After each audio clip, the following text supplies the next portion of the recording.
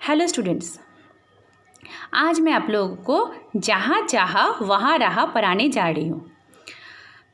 गुजरात के सूरत ज़िले में इला सचानी रहती थी। वो अपंग थी, उसके हाथ काम नहीं करते थे। अपंग उन्हें कहा जाता है जिनके शरीर का, बॉडी का कोई भी एक पार्ट काम नहीं करता है, उनको अपंग कहा जाता है। शरीर का कोई भी पार्ट अगर काम नहीं करे तो उनको अपंग कहा जाता है। तो इला सचानी का भी ऐसा ही था। इला सचानी के हाथ काम नहीं करते थे, लेकिन वो बहुत ज़्यादा हिम्मत वाली थी। हम आम इंसान में जितना हिम्मत है उससे कहीं ज़्यादा हिम्मत इला सचानी में थी। उसके हाथ काम नहीं करते थे, लेकिन हम नॉर्मल इंसान जो काम अपने हाथ से करते हैं वो ये सारे काम अपने पैरों से करती थी। जैसे दाल भात खाना, फर्श बुहारना, फिर घर साफ करना, पोछा लगाना, वो सारे अपने पैरों से करती थी। हाथ तो काम नहीं करते थे, तो जितने भी मतलब कुछ काम अपने बाल वो करना, कंघी करना, वो उसको आता था, अपने पैरों से करती थी वो।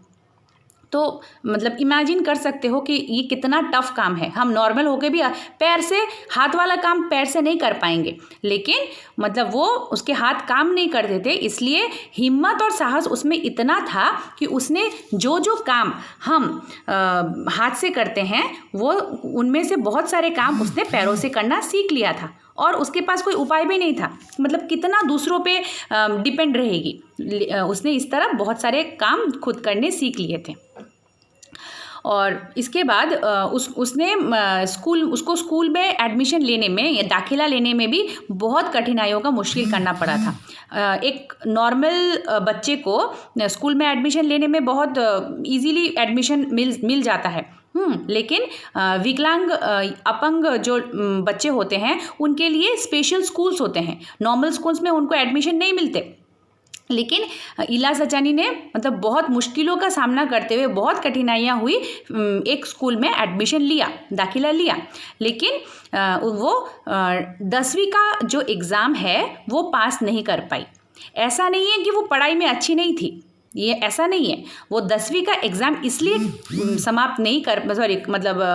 पास नहीं कर पाई क्योंकि समय के अभाव के कारण वो अपना पेपर पूरा नहीं कर पाई।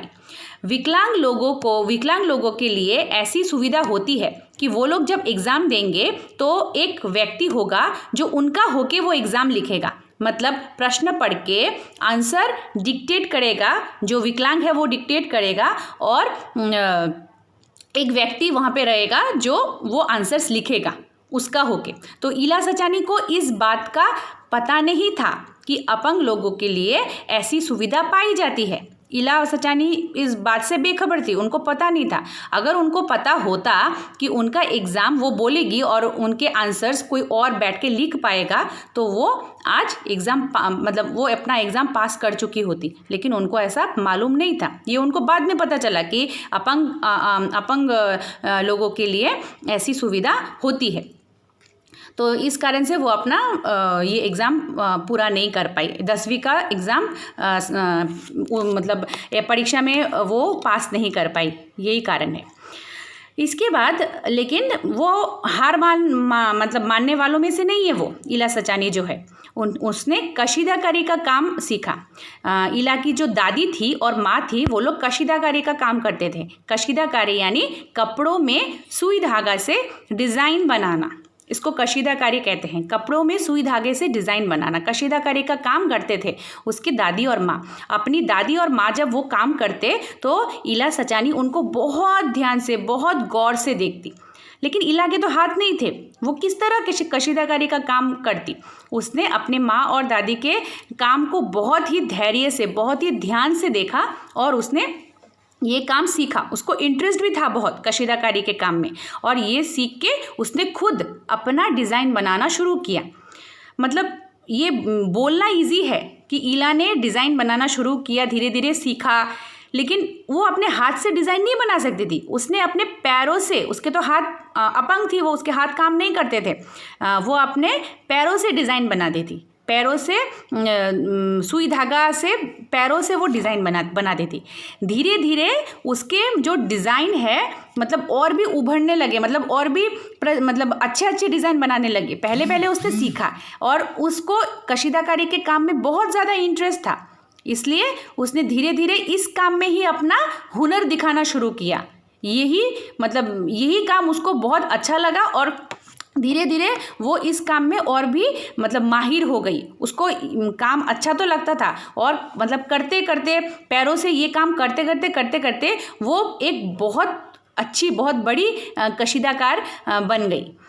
बहुत सुंदर से वो डिज़ाइन बना देती। उसको मतलब बहुत अच्छे से पता था कि किस रंग के कपड़े में कौन सा धागे से डिज़ाइन बनाने से वो अट्रैक्टिव होगा दिखने में। कलर कॉम्बिनेशन भी इसके लिए बहुत ज़रूरी होता है। कलर कॉम्बिनेशन मतलब कैसे कपड़े में कौन से रंग के कौन से कलर का धागा से काम करने से वो और भी अट्रैक्टिव बनेगा, उभर उठेगा और भी अच्छा लगेगा दिखने में, ये बहुत ज़रूरी है। तो इला सचानी को ये बहुत अच्छे से पता था कि किस रंग कौन सा रंग का धागा किस कपड़े में किस रंग के कपड़े में देने से डिज़ाइन अच्छा बनेगा, सुंदर लगेगा और दिखने में बेहतर होगा। ये बहुत अच्छे से पता था इला सचानी को।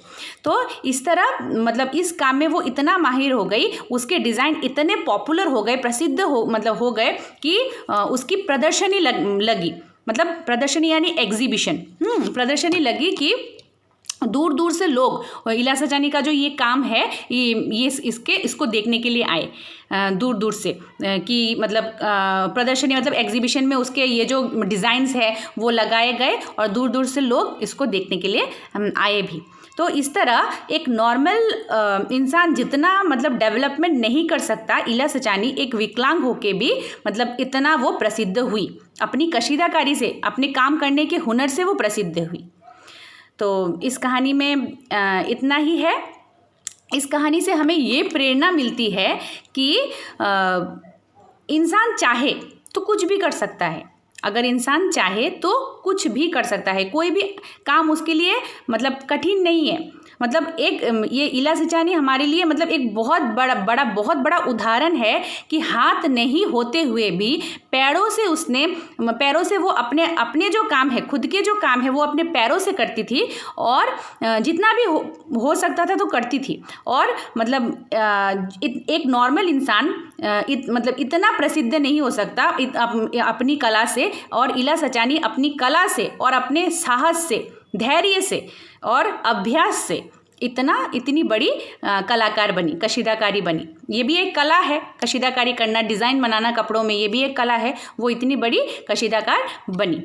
तो ये इला सचानी हमारे लिए एक बहुत बड़ी प्रेरणा है, एक बहुत बड़ा उदाहरण है कि इंसान चाहे, उसके मन में अगर मतलब हिम्मत हो, साहस हो और करने की लगन हो तो वो इंसान कुछ भी कर सकता है। कोई भी काम इंसान के लिए हार्ड नहीं है, टफ नहीं है। अगर चाहे तो वो मतलब कठिन से कठिन काम को एक बार ना हो, 2 बार ना हो, 3 बार ना हो, लेकिन बार बार अभ्यास करते करते उसके लिए ये काम करना ईजी हो जाएगा।